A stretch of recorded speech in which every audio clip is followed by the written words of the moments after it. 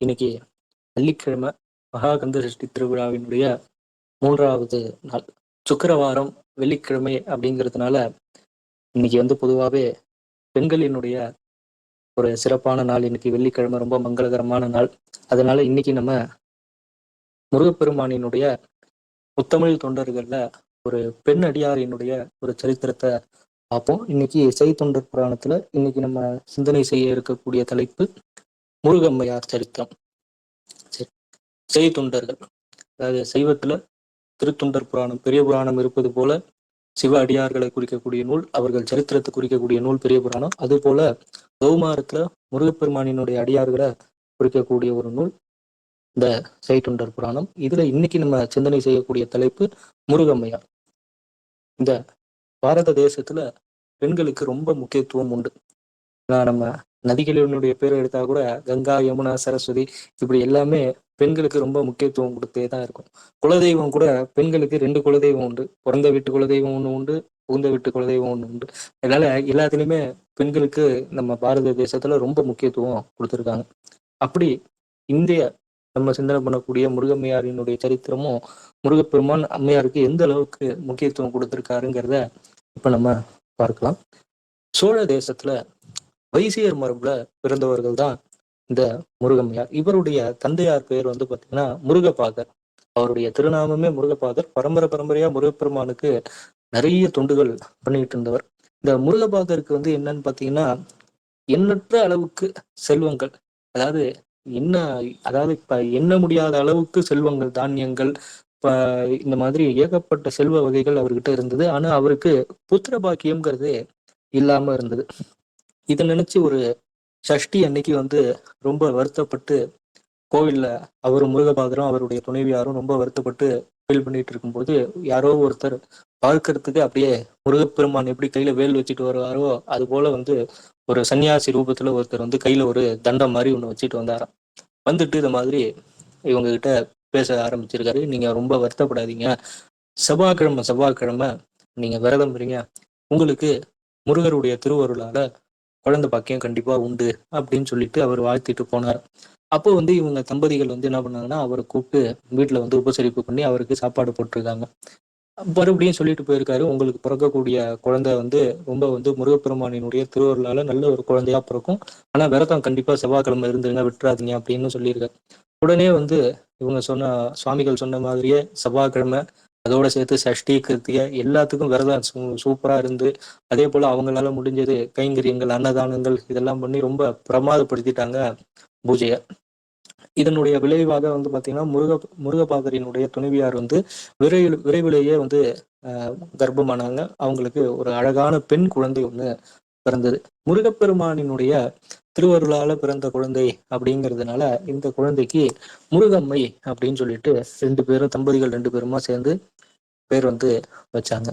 சரி, இந்த முருகம்மை பாத்தீங்கன்னா குழந்தையில முதல்ல பேச ஆரம்பிக்கும் போது எல்லா குழந்தையும் பேசுறது ஒண்ணு அப்பான்னு பேசும், இல்ல அம்மானு பேசும். ஆனா இந்த குழந்தை மட்டும் எடுத்த உடனே பேசின வார்த்தையே முருகா அப்படின்னு தான் சொல்லிச்சான். அப்படி ஒரு முருக பக்தி இந்த குழந்தைக்கு. என்ன ஆச்சுன்னா நாளடைவுல முருக பக்தி அதனுடைய ஒரு எக்ஸ்ட்ரீம் லெவலுக்கு போகும்போது என்ன ஆச்சுன்னா எதுக்கெடுத்தாலும் அந்த குழந்தை முருகா முருகான்னு இப்படியே சொல்லியே வளர ஆரம்பிச்சான். அது எதை பார்த்தாலும் முருகா. அதாவது பாத்தீங்க அப்படின்னாக்கா பால் வாங்கணும்னா பால் வேணும் முருகா, அதுக்கடுத்து சாப்பாடு வேணும்னா சாப்பாடு வேணும் முருகா. யாரை பார்த்தாலும் அவங்க பேரை சொல்லி முருகா முருகா முருகா இப்படியே கூப்பிட்டுக்கிட்டே இருந்ததா. இவங்களுக்கு ரொம்ப சந்தோஷம், ஏன்னா குழந்தை இந்த அளவுக்கு பக்தியில இருக்கு அப்படின்னு சொல்லிட்டு. நாளடைவுல என்ன ஆச்சுன்னா குழந்தை வளர்ந்து திருமண வயதை எட்டக்கூடிய ஒரு காலம்.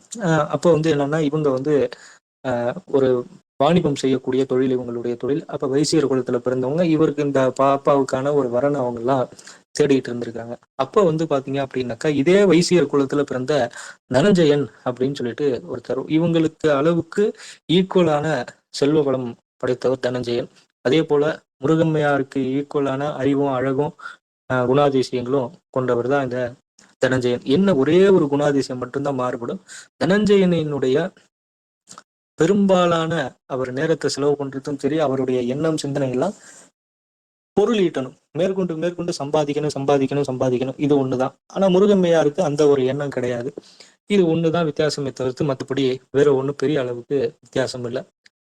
இந்த பையன் மேல வந்து முருகபாதர், அதாவது முருகம்மையாரினுடைய தந்தையாருக்கு ஒரு சந்திக்கக்கூடிய ஒரு வாய்ப்பு ஏற்படுது. அப்ப அந்த வாணிபத்துல ரொம்ப ஒரு நல்ல நுணுக்கங்கள்லாம் தெரிஞ்சு வச்சிருந்த உடனே, ஒரு மனசுல ஒரு சின்ன ஆசை. இந்த பையன மாதிரி நம்ம பொண்ணுக்கு ஒரு மாப்பிள்ளை அமைஞ்சா நல்லா இருக்கும் அப்படின்னு சொல்லிட்டு, அப்புறம் நாளடைவுல தொடர்பு கொஞ்சம் அதிகமாக, ஒரு கட்டத்துல வந்து முடிவே பண்ணிட்டாரு. நம்ம பொண்ண கல்யாணம்னு பண்ணி குடுத்தோம்னா, அது இவனுக்கு தான் குடுக்கணும். வேற யாருக்கும் குடுக்கக்கூடாதுன்னு. சரின்னு சொல்லிட்டு இவங்க வீட்ல போய் பேசுறாரு. வீட்ல போய் பேசும்போது, அவங்களும் வந்து பாத்தீங்க அப்படின்னாக்கா, ஒத்துக்கிறாங்க. முருகம்மையாருக்கும் இதுல வந்து பரிபூர்ணமான சம்மதம். எல்லாரும் 2 பேர் வீட்லயும் பேசி, மனசு ஒத்து வந்து ஒரு நல்ல நாள்ல திருமணமாவது நடக்குது. திருமணம் நடந்த உடனே முருகம்மையார் அவங்க கணவரினுடைய வீட்டுக்கு, அதாவது தனஞ்சயன் வீட்டுக்கு போறாங்க. அவங்க வீட்லயும் வந்து வாழ்க்கையில எந்த குறையும் இல்லை. ஏன்னா இவங்க பிறந்த வீட்டுல எந்த அளவுக்கு செல்வத்தோட செல்வ செழிப்போட வாழ்ந்தாங்களோ அதுக்கு ஈக்குவலான வீடு தான் அது. அதனால எந்த விதத்திலயும் சங்கடங்கள் கஷ்டங்கள் இல்லை. ஒரே ஒரு பிரச்சனை என்னன்னு கேட்டீங்கன்னா, தனஞ்சயனுடைய எண்ணங்கள் எல்லாமே சராசர்வ காலமும் பொருள் ஈட்டுறது சம்பாதிக்கிறது இதை பத்தியே தான் இருந்ததே தவிர்த்து, ஆஹ் இந்த ஒரு முருகம்மையார் மீத வந்து, அதாவது கல்யாணம் பண்ணி ஒரு அதாவது ரொம்ப அந்யோன்யமாலாம் அவர் வந்து இந்த இதுல வந்து திருமண வாழ்க்கையில இல்ல. ஏதோ பேருக்கு குழந்தை பெத்துக்கணும், பேருக்கு அந்த தாம்பத்திய வாழ்க்கை வேணும், அப்படிதான் இருந்தாரு தவிர முழுக்க முழுக்க, அதாவது சொல்லுவாங்க இல்லையா, மணி மைண்டடான ஆளு அப்படின்ட்டு, அந்த மாதிரியான ஒரு பர்சனாவே அவர் வந்து இருந்தாரு. இது வந்து கொஞ்சம் முருகம்மையாருக்கு மன வருத்தம். அவங்களும் வந்து எவ்வளவோ எடுத்து சொல்லி பார்த்தாங்க. அதாவது நீங்க பணம் நமக்கு தேவைதான். அதுக்கு பணத்துக்கு தகுந்த அளவுக்கு நமக்கு குடும்பமும் முக்கியம். அதனால நீங்க எங்களோடயே நேரத்த செலவிடணும்னு சொல்லிட்டு. ஆனா இது என்ன அப்படின்னு சொல்லிட்டு பார்த்தீங்கன்னா, இது பரம்பரை பரம்பரையா வர்றது. அந்த தனஞ்சயன்கிறவருடைய அப்பா, அவங்க தாத்தா, அவங்க அப்பா, இப்படி எல்லாருமே வந்து அந்த மைண்ட்ல வந்து பொருள் ஈட்டுறதுலயே கவனம் செலுத்தினதுனால இவருக்கு அது டிஎன்ஏலயே ஊறிப்போன ஒரு விஷயம் மாதிரி ஆயிடுச்சு. இவர் பொண்டாட்டி மேல ஒரு பெரிய அளவுக்கு ஒரு அன்போ, அந்யோன்யத்திலயோ இல்ல. நாளடைவுல என்னவாச்சு அப்படின்னு சொல்லிட்டு பாத்தீங்கன்னா, இந்த ஊரை விட்டுட்டு வெளியூர்ல போய் வியாபாரம் பண்ணணும் அப்படின்னு சொல்லிட்டு ஒரு எண்ணம். அப்பதான் வந்து பாத்தீங்க அப்படின்னாக்கா, முதல் முறையாக முருகம்மையார் வந்து தன்னுடைய கணவரை வந்து பாத்தீங்க அப்படின்னாக்கா, எதிர்த்து பேசக்கூடிய ஒரு சூழ்நிலை. அதாவது அவங்க எதிர்த்து பேசல. அவங்க என்ன கேட்டாங்க அப்படின்னாக்கா, நீங்க வந்து என்னையும் அழைச்சிட்டு போங்க. அப்படி இல்லைன்னா போகாதீங்க. போனா மொத்த குடும்பமும் போவோம். அம்மால இருந்து வீட்டுல இருக்க எல்லாருமே போலாம். இல்லைன்னா யாருமே போக வேண்டாம். நீங்க போகாதீங்க அப்படின்னு சொன்னாங்க. ஆனா அவருக்கு வந்து பாத்தீங்க அப்ப இவங்களுக்கு வந்து தான் கணவர் தன்னோட இருக்கணும், குடும்பத்தோட இருக்கணும், இப்படி ஒரு ஆசை. ஆனா அவருடைய எண்ணங்கள் எதுவா இருந்ததுன்னா, குடும்பம் நம்ம பணம் காசு சேர்த்து வச்சிருக்கோம். இதை வச்சு குடும்பத்துல இருக்கிறவங்க எல்லாம் இப்படி வாழ்ந்துப்பாங்க நிம்மதியா. நம்ம போய் வெளியில போய் நல்லா பொருள் ஈட்டிட்டு வந்துடலாம், நல்ல பணம் சம்பாதிச்சுட்டு வந்துடலாம்னு அவருடைய ஒரு எண்ணமா இருந்தது.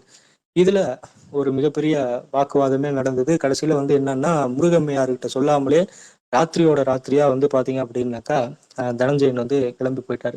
போனதுல இருந்து இந்த அம்மாவுக்கு சரிவர சாப்பாடு இல்ல, தூக்கம் இல்லை, எந்நேரமும் தன்னுடைய கணவருடைய சிந்தனையாவே வந்து பாத்தீங்க அப்படின்னாக்கா இருக்காங்க. இதுல கொஞ்சம் வருடங்கள் கழிச்சு திரும்பி அவர் வந்து பாத்தீங்க அப்படின்னாக்கா வராரு. அவர் வந்த உடனே 2 பேரும் சேர்ந்து நிம்மதியா சந்தோஷமா வாழ்வாங்கன்னு பாத்தீங்க அப்படின்னாக்கா இல்ல. இதுல என்னன்னா, இந்த அம்மாவினுடைய பிறவி குணாதிசயமே என்னன்னா, எதுக்கெடுத்தாலும் முருகா முருகா முருகான்னு சொல்றது. இதுதான் இந்த அம்மாவினுடைய குணாதிசயம். இவருடைய இந்த தனஞ்சயனுடைய வீட்டுக்கு எதிர் வீட்டுல இருக்கக்கூடிய அவருடைய நேம் வந்து பாத்தீங்கன்னா முருகன். இத வந்து நாளடைவுல இவங்க எல்லாம் என்ன புரிஞ்சுக்கிட்டாங்கன்னா, இவர் வந்து தன்னுடைய கணவர் வெளியில போயிருக்காரு, வெளிநாட்டுல போயிருக்காரு. இந்த அம்மா பாட்டு முருகா முருகான்னு சொல்லவும், எதிர் வீட்டுக்காரன் பேரும் முருகான்னு உடனே வேற மாதிரியான அர்த்தங்களை கற்பிக்க ஆரம்பிச்சுட்டாங்க அங்க இருக்க சில தனஞ்சயனுக்கு ஆகாதவர்கள்லாம்.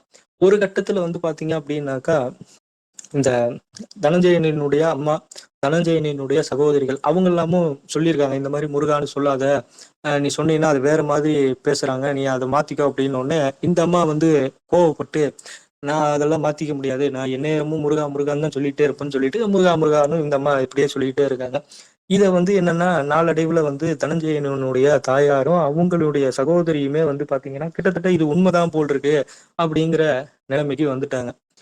தனஞ்சயன் ஊர்ல இருந்து வந்த உடனே அவர்கிட்ட பாத்தீங்கன்னா இந்த மாதிரியான விஷயங்கள்லாம் சொல்லிட்டாங்க. இந்த மாதிரி இருக்குப்பா, இந்த அம்மா வந்து எந்நேரமும் முருகா முருகான்னு தான் சொல்லிட்டே இருக்கு, என்னன்னு தெரியல, நீ தான் பார்த்து விசாரிக்கணும் அப்படின்னு உடனே, உடனே ஊர்ல இருந்து வந்தவர் அன்னைக்கெல்லாம் எதுவும் பேசல. 2 நாள் கழிச்சு இந்த மாதிரி சொல்றாரு, நீ இனிமே முருகான்னு சொல்லக்கூடாது, நீ சொன்னீன்னா அது வேற மாதிரியா இருக்கு, நீ இந்த வார்த்தையை இதோட விட்டுறணும்னு உடனே, அதுக்கு அந்த அம்மா வந்து முருகம்மையார் என்ன சொல்றாங்கன்னா, நான் பிறந்ததே முருகனுடைய திருவருளால் தான், அதனால என்னால முருகான்னு சொல்ல முடியாது, என்ன உயிரை வேணாலும் விட சொல்லுங்க விட்டுறேன், ஆனா முருக பக்தியை நான் விடவே மாட்டேன் அப்படிங்கிறாங்க. இவரும் முதல்ல வந்து ஏதேதோ சொல்லி பார்த்தாரு, கேட்கல. அப்புறம் கொஞ்சம் வாக்குவாதம் ரொம்ப கத்த ஆரம்பிச்சாரு. அப்பயும் அந்த அம்மா கேட்கல. கடைசியில வந்து என்ன பண்றாருன்னா, "நீ நிறுத்துறியா? இல்ல நான் வந்து உன்னை வந்து இப்பயே வந்து கொலை பண்ணிடுவேன்னு" சொல்லிட்டு கையில கத்தி எடுத்துட்டு, "நீ இனிமே முருகான்னு சொல்லக்கூடாதுன்னா" அந்த அம்மா "நான் முருகான்னு தான் சொல்லுவேன்னு" முருகா முருகான்னு சொல்லுது. இவரு என்ன பண்ணாருன்னா, கோவத்துல இவருக்கு என்ன பண்றதுன்னு தெரியல. கத்தி தூக்கி வெட்ட போனாரு. அந்த அம்மா கைய வச்சு இப்படி தடுக்க போக, முருகம்மையாரினுடைய கையானது வெட்டப்பட்டுச்சு. கை வெட்டப்பட்ட அடுத்த நொடியே வந்து பாத்தீங்க அப்படின்னாக்கா, வானத்துல வந்து வள்ளி தேவசேனா சமேதராக ஸ்ரீ சுப்பிரமணிய சுவாமி வந்து அந்த இடத்துல காட்சி கொடுக்கிறார். காட்சி கொடுத்து முருகம்மையாருக்கும் அவருடைய கணவருக்கும் இந்த காட்சியானது கிடைக்குது. அவங்க மாமியார்ல இருந்து அவங்க எல்லாருக்கும் இந்த காட்சி கிடைக்குது. அப்போ வந்து என்ன சொல்றாருன்னா சுப்பிரமணிய சுவாமி, ஏன்னா இவர் வந்து இவங்க அப்பா என்ன செஞ்சாரோ அதைத்தான் இவர் வந்து செய்யக்கூடிய ஒரு நபர். என்னன்னா முருகருக்கு ஒரு திருநாமமே உண்டு. என்னன்னு கேட்டீங்கன்னா, ஆறுமுக சிவன் அப்படிங்கிறது தான் முருகனுடைய திருநாமம். அவர் 5 முகம் கொண்டவர்னா, இவர் 6 முகம் கொண்டவர். அதனால இவரும் வந்து சிவபெருமானும் வேறு வேறு கிடையாது. அதாவது சிவபெருமான் வந்து தங்க கட்டி, முருகர் வந்து பாத்தீங்க அப்படின்னாக்கா தங்கத்துல செஞ்ச ஆபரணம். அவ்வளவுதான் விஷயம். 2மே ஒரே தங்கம் தான். அது கட்டியா இருக்கும், இது வந்து ஆபரணமா இருக்கும். இதுதான் டிஃபரன்ஸ். இவர் வந்து என்ன பண்ணாரு அப்படின்னாக்கா, சுப்பிரமணிய சுவாமி அங்கேயும் வந்து ஒரு சின்ன ஒரு திருவிளையாடல் ஒண்ணு நடத்துறாரு. இப்ப நீ சொல்லு, நான் இப்ப நீ என் மேல கொண்ட பக்தியினாலதான் நீ வந்து உன்னுடைய கணவனையே வந்து பாத்தீங்க அப்படின்னாக்கா இருக்கிற அளவுக்கு வந்துட்ட. உன் கணவனுக்கு நான் என்ன தண்டனை கொடுக்கணும்னு சொல்லு. ஏன்னா என் பக்தி வந்து கஷ்டப்படுறதை என்னால பார்க்க முடியல. உன் கணவனுக்கு என்ன தண்டனை கொடுக்கணும்னு சொல்லு. இனிமே நீ வந்து இங்க வாழ வேணா, என் கூட கந்தலோகம் வந்துரு அப்படின்னு சொல்லி சொல்றாரு. அப்ப வந்து அந்த அம்மா சொன்னாங்க என்னன்னா, என்னுடைய கணவர் இருக்கிற இடம் தான் எனக்கு கந்தலோகம். அதனால நீங்க வந்து என்னுடைய கணவர் செய்த தப்பை வந்து முதல்ல மன்னிக்கணும். அதுக்கப்புறமேட்டு என் கணவருக்கும் நீங்க கந்தலோகத்தை கொடுங்க, என்னையும் கந்தலோகத்துக்கு அழைச்சிட்டு போங்க அப்படின்னு சொன்ன உடனே அப்பதான் வந்து பாத்தீங்கன்னா சுப்பிரமணிய சுவாமி அவர் கணவர்கிட்ட சொல்றாரு என்னன்னா, உன்னுடைய மனைவி எந்த அளவுக்கு தர்ம பத்தினிங்கிறத நீ புரிஞ்சுக்கணுங்கிறதுனாலதான் இந்த ஒரு திருவிளையாடல் நடத்தின. அதனால அவளோட வந்து நல்லபடியா வாழு. உன்னுடைய பணங்காசை வந்து நல்ல விதத்துல செலவு பண்ணு. 4 பேருக்கு இல்லாதவங்களுக்கு கூட நல்ல விதமா நல்ல மனைவி அமைஞ்சிருக்கா, இவளை வச்சு நல்ல விதமா குடும்பம் பண்ணி வாழு. விரைவில் இந்த பூலோக வாழ்க்கையை முடிச்சுட்டு உங்களுக்கு கந்தலோகத்தை நான் வந்து அனுகிரகம் பண்றேன் அப்படின்னு சொல்லிட்டு அந்த அம்மாவுக்கு வெட்டுப்பட்ட கையும் கொடுத்துட்டு அவங்க எல்லாரையும் வந்து வாழ்த்திட்டு போனார் சுப்பிரமணிய சுவாமி. இப்படியாக முருகம்மையாரினுடைய திருச்சரித்திரமானது நமக்கு எல்லாம் வந்து எடுத்து சொல்லுது. இன்னைக்கு ஒரு சுக்கிரவாரம் மதுமா ஒரு பெண் அடியாரை பத்தி சிந்தனை பண்ணது மிகுந்த முயற்சி அளிக்கிறது. வாய்ப்பளித்த அடியார்களுக்கும் இறைவனுக்கும் நன்றி கூறி அடியனுடைய உரையை நிறைவு செய்து கொள்கிறேன். ஈவே வெங்கட சுப்பிரமணியம் பிள்ளை வந்து முருகம்மையார் பத்தி பாடல் இயற்றியிருக்காங்க. அந்த பாடல் மட்டும் பாடி அப்படியே நம்ம நிறைவு செய்து கொள்ளலாம். ஒரு முருகா என்று உள்ளம் குளிர ஒன்றுடனே, வருமுருகா என்று வாய் வருவா நிற்ப கை இங்கனே, தருமுருகா என்று தான்புலம் பா நிற்ப தையல் முன்னே, திருமுருகாற்று படையுடனே வரும் சேவகனே. இது ஒரு பாடல். அடுத்தது, ஒரு திருமுருகா என்றே உள்கி நின்று உருகி வாழ்த்தி வருவது தெரியா கேள்வன் வாள் கொடு கொய்த கையை தருமுருகன் அன்பால் வேண்டி தன் தலைவனையும் காத்த திரு முருகம்மையாரின் செந்தளிர் பாதங்கள் வாழி. ஈவே வேங்கட சுப்பிரமணியம் பிள்ளை ஐயா அந்த பாடல்களை ஏற்றிருக்கார். சிவாய நம. திருச்சிற்றம்பலம். வெற்றிவேல் முருகனுக்கு அரோகரா. முருகாச்சரணம். மிக்க நன்றிங்கய்யா.